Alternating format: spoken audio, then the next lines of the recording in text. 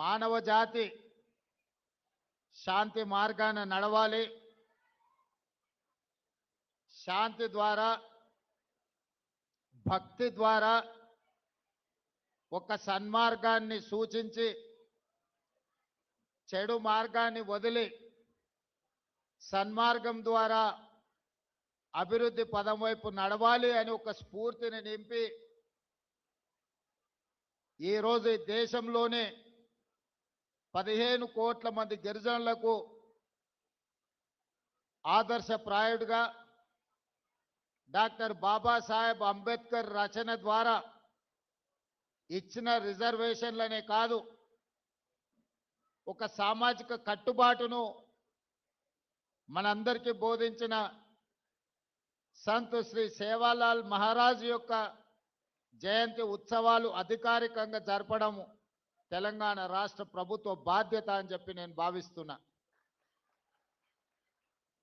తెలంగాణ ఉద్యమంలో, తెలంగాణ రాష్ట్ర ఏర్పాటులో, తెలంగాణ రాష్ట్ర పునర్నిర్మాణంలో మా లంబాడ సోదరుల యొక్క పాత్ర ఎవరు తీసివేయలేనిది, ఎవరు మర్చిపోలేనిది. ఉద్యమం సందర్భంగా తెలంగాణ రాష్ట్రం ఆలస్యమైనప్పుడు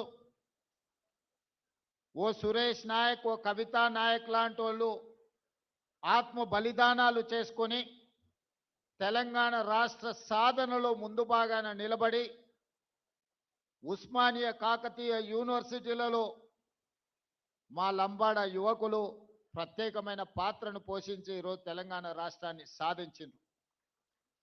ఈ సాధించిన తెలంగాణ రాష్ట్రంలో దళితులతో పాటు గిరిజనులకు అత్యంత మేలు జరగవలసిన అవసరం ఉన్నది. ప్రభుత్వం రచించే ప్రణాళికలలో అది సంక్షేమం కావచ్చు, అభివృద్ధి కార్యక్రమాలు కావచ్చు, రాష్ట్ర ప్రభుత్వంలో భాగస్వామ్యం కావచ్చు, ఈ వర్గాలకు సముచితమైన స్థానాన్ని కల్పించడమే కాకుండా సముచితమైన గౌరవాన్ని వాళ్ళకి ఇవ్వవలసిన బాధ్యత ఏర్పడిన ప్రభుత్వాలకు ఉంది అని చెప్పి నేను స్పష్టంగా భావిస్తున్నా. అందుకే మిత్రులారా, నేను బాధ్యత చేపట్టిన తర్వాత ఈ సందర్భంగా ఒక్క అంశాన్ని నేను ప్రస్తావించదలుచుకున్నా. 2006 సంవత్సరంలో మొట్టమొదటిసారి జిల్లా పరిషత్ ప్రాదేశిక మెంబర్గా మిడ్జిల్ మండలంలో నేను స్వతంత్ర అభ్యర్థిగా ఎన్నికల బరిలో దిగిన. మిడ్జిల్ మండలంలో అత్యధిక తండాలు ఉన్నాయి, గిరిజన జనాభా ఉంది. ఆనాడు డాక్టర్ వైఎస్ రాజశేఖర రెడ్డి గారి హవా జరుగుతున్నప్పుడు కూడా తండాలలో ఉండే యువకులు ఆ రోజు అండగా నిలబడి ప్రతి తండాకు నన్ను తీసుకెళ్లి పరిచయం చేసి మిడ్జిల్ మండలంలో మొట్టమొదటిసారి రాజకీయంగా జడ్పీటీసీగా నన్ను గెలిపించిన దాంట్లో గిరిజన సోదరులు, ముఖ్యంగా లంబాడ యువమిత్రులు అత్యంత క్రియాశీలక పాత్ర పోషించి 2006 సంవత్సరంలో సరిగ్గా 20 సంవత్సరాల క్రితం 2006 జూన్ జూలై అనుకుంటా ఆ మాసంలో మొట్టమొదటిసారి నేను ప్రజాప్రతినిధిగా ఎన్నికైనా. ఇది 2026 సంవత్సరం. 4 నెలల్లో నేను 20 సంవత్సరాలు ప్రజా జీవితాన్ని పూర్తి చేసుకోబోతున్నా. ఈ 20 సంవత్సరాల రాజకీయ ప్రస్థానంలో జడ్పీటీసీగా కావచ్చు, శాసన మండలి సభ్యుడిగా కావచ్చు, 2 సార్లు శాసనసభ్యుడిగా కావచ్చు, ఒకసారి పార్లమెంట్ సభ్యుడిగా కావచ్చు, కాంగ్రెస్ పార్టీ అధ్యక్షుడిగా, ఈనాడు తెలంగాణ రాష్ట్ర ముఖ్యమంత్రిగా ఈ 20 సంవత్సరాల సుదీర్ఘమైన రాజకీయ ప్రయాణంలో ప్రతి సందర్భంలో లంబాడ సోదరులు నాకు అండగా నిలబడ్డరు.